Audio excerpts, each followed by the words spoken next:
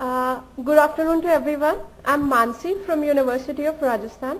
My topic is relationship of religiosity and subjective well-being in middle-aged adults. In every nation, man has been practicing some or other form of religion and they are involved in some or other practices related to religion. And India is a land of multiple religions. So here the importance of religion is all the more emphasized. So my study is basically focused how does religion helps in enhancing our well-being. Even in positive psychology, the word religiosity has been equated to human strength. So what is the benefit of religious involvement? It helps to enhance your well-being primarily in 4 ways. First, through social integration. Second, it gives you support by making you help to affiliate to different religious groups. It gives you a sense of hope. It promotes various healthy behavioral practices. What do I mean by religiosity here is participating in different religious activities, having faith or belief in the deity. And what is well-being? Well-being is how you evaluate your life, your different facets of your life related to your work, family life, happiness, life satisfaction and all that. My hypothesis is that religiosity will correlate positively with subjective well-being and there will be the difference in religiosity and well-being due to gender differences. The research design is correlational study design. Sample consists of 100 Hindu middle-aged adults with 50 males and 50 females. 50 males and 50 females and age range was 40 to 60 years. Tools were Attitude Towards Religion Scale by Banerjee and Subjective Wellbeing Questionnaire by Nagpal and Sell. My first table shows the correlation between different aspects of well-being and religiosity.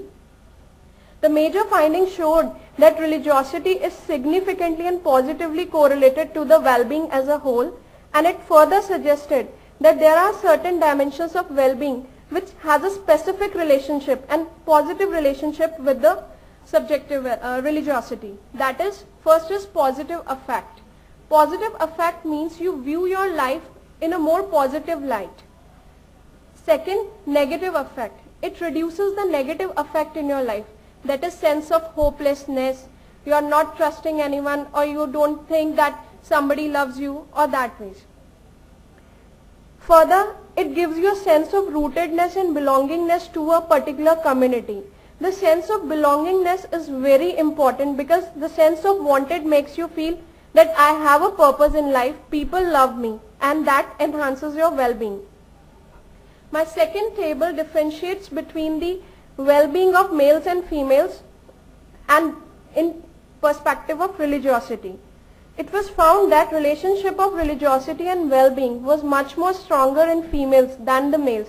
The reason could be that females have more time to associate with the different religious communities and further they are more in a habit of socializing with their religious communities, and males comparatively get lesser time due to their professional burdens and etc. Then my last table differentiated between the well-being of highly religious and less religious people, and it was found that their well-being differ greatly, and especially the highly religious middle-aged adults have significantly higher positive affect, mental mastery over self and environment, expectation and achievement harmony than the less religious ones. Thus, religious involvement is important because it promotes certain behaviors and attitudes that increase happiness, satisfaction and general well-being. It improves our mental health. It acts as a buffer against stress. Thus, the implication of my studies are primarily is that religion enhances your well-being. And since India is a country of multiple religions, more studies are need to be done over here.